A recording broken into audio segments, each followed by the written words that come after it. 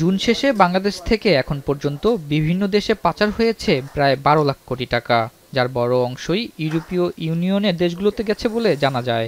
আর এতে বড় ধরনের অর্থনৈতিক সংকটে পড়েছে দেশ, কমেছে রিজার্ভ, বেড়েছে ডলার সংকট।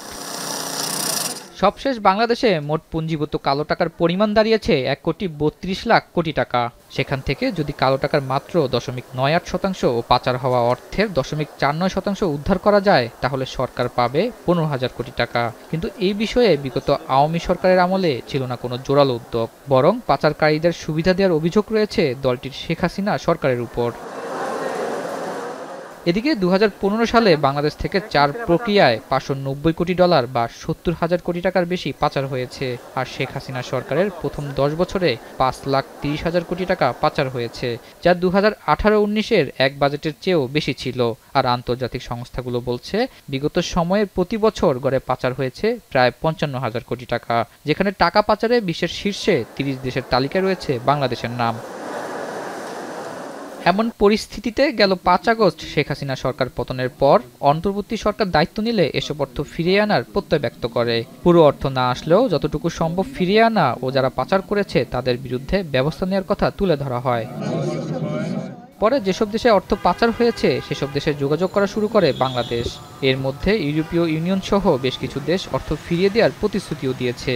এরই পরিপ্রেক্ষিতে মঙ্গলবার দুদক কর্মকর্তাদের সঙ্গে ইউরোপীয় ইউনিয়নের ৪ সদস্যের একটি প্রতিনিধি দলের সভা অনুষ্ঠিত হয়, যেখানে পাচার হওয়া অর্থ ফিরিয়ে দেওয়ার কথা জানিয়েছে তারা। ইউরোপীয় ইউনিয়নের head of development cooperation mister Michal Krejza, তার নেতৃত্বে ৪ সদস্যের একটি টিম এসেছিল।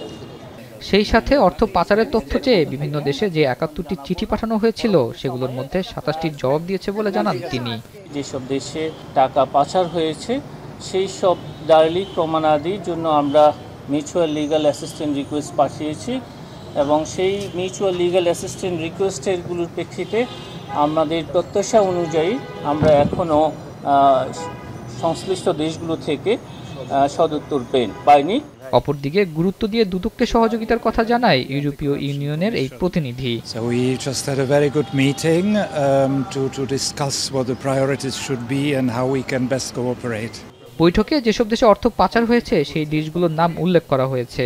ওইসব দেশ থেকে পাচারকৃত অর্থ ফিরিয়ে আনার ক্ষেত্রেও ইউরোপীয় ইউনিয়ন সহযোগিতার প্রত্যাশার কথা জানান এই মহাপরিচালক। আমরা কেবলমাত্র আতাউন এখন ঢাকা। সানবিট সব দিবে সামাল। সানবিট ম্যাজিক প্রেস ডিশওয়াশিং এর মাথা ঘোরানো সলিউশন।